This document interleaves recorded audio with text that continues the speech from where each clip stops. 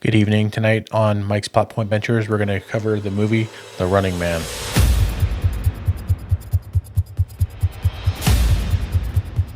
An action thriller directed by Edgar Wright based on the Stephen King's novel. It's based or follows Ben Richards, a desperate father who enters a deadly reality game show to save his daughter. Again, the director is Edgar Wright. Screenwriters are Edward Wright and Michael Bacall, based on Stephen King's novel, The Running Man. It released on November 14th. The runtime is 133 minutes, which I thought was a pretty decent runtime. I think I need any bit longer. I think it's a little bit shorter than the original Running Man with Arnold Schwarzenegger. But I think 133 minutes is just about right. Any longer, I would probably get a little bit anxious. The budget for the movie is 110 million, which is a reasonable budget. Hopefully it'll perform well this weekend. Still kind of waiting to see how that goes. It stars Glenn Powell, which you guys know him. He's the Hangman. He does a terrific job in the movie, as always. He's been a really nice up-and-coming actor who's doing just a terrific work. Josh Brolin, I don't think I've ever seen anything that I don't like that he's in, right? So Glenn Powell plays the main protagonist, Ben Richards. And Josh Brolin plays Dan Killian, who's the main baddie or the big bad guy in this one. Unlike the 1987 version, it's a lot more campy. I like Arnold Schwarzenegger. I watch him and everything. And this one was a lot more, I'd say, grounded and rooted and darker. Had a darker feel, more visceral feel. The city felt more realistic, everything going on. The music choices that they did were, I thought, pretty fun for the most part. A lot of random high-energy music with all the action that was happening on screen. There's a lot of crazy action. We'll get into that in a little bit. I think Glenn Powell, kind of Ben Richards, you really find yourself getting behind him in a very positive way. He plays kind of a desperate situation.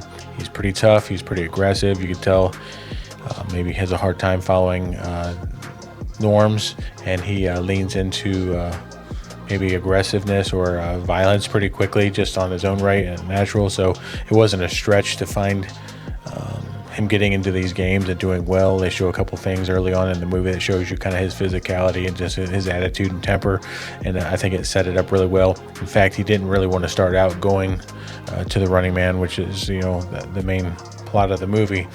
But it's kind of cool how they set up how he ends up going there and getting involved in that. I think, again, it's a very interesting iteration of the world, very dark, very gritty, very visceral. It really felt to me, and I said it in my short, it felt like very cyberpunk, like a lot of moving things going on set in the future, but it's kind of, you got AI, you got social media and all that's in there and it's all going on.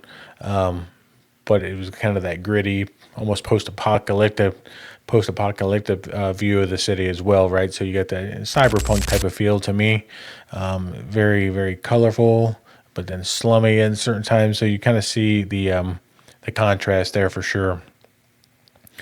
The sound design, I heard some of the reviewers saying they didn't feel like it was very visceral. I thought it was a very good sound design. There's a lot of bullets flying right by Glenn Powell's head, and you hear all the whizzing and all this. It really made feel like the crunching and popping of the fighting in conjunction with the gunshots and the knife blades coming at you. I thought that was pretty intense on everything that I saw.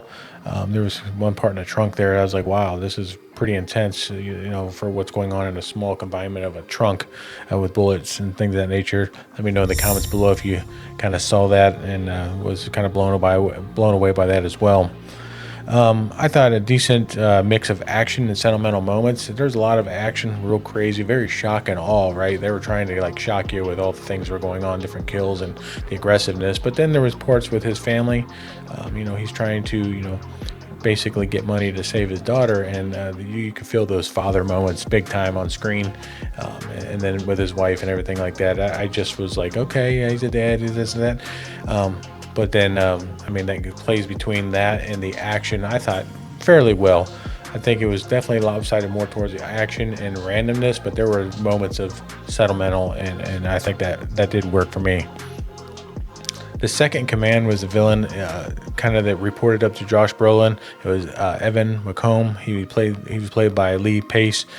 He leads the hunters. The hunters are the ones that are after the contestants on the show, and that group was pretty rough. They were nasty, they were aggressive, they wanted to kill, they enjoyed it a little bit.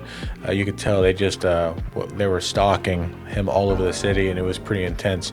But Lee Pace, who played Evan McCone, the second baddie on there, he most of the most of the movie has a mask on, and then there's a kind of a reveal. But it was pretty intense, and there was a good face-off between them two at the end, and it was just pretty impressive. The movie was extremely fun. It did jump around a lot, especially in the third act. I mean, they started really deviating. Everything was kind of in the city, and they kind of deviated to another location where a big part of the big chunk of the movie took place. And it kind of surprised me that they went that route. They kind of went a whole different direction, but I guess they wanted to keep that up just to kind of break up the pacing, and it was fun in the end. I liked most of this movie. I'd say if I had to give it a rating, I'd give it a 6 out of 10. I think it was a little bit slightly above average.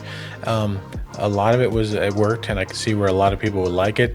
But for me, there was a lot of portions of it. I'm like, man, they're just really trying to shock and all. I think that happened a lot during the movie, and I was like, okay, I get it. You're trying to get us going here, and I think too much of that maybe can kind of be almost tiring, right? You kind of like, wow. I mean, I left the theater kind of feeling exhausted with this everything that was going on. But overall, I always like Glenn Powell. I like Josh Brolin. I'll always watch a movie that they're in. I think you would enjoy it. I recommend you go checking it out. I watched it on Big D. The theater that I have has Big D. I can see this being an IMAX type of theater, but I don't think it's necessarily mandatory to watch it on IMAX. I think I give it a 6 out of 10 just because of those reasons. Tell me what your thoughts are down in the comments below. How did you see this movie? If you enjoy this content, please like, share, and subscribe to the channel. We got a lot more movie reviews and other content like leadership and motivation coming your way. Have a good evening.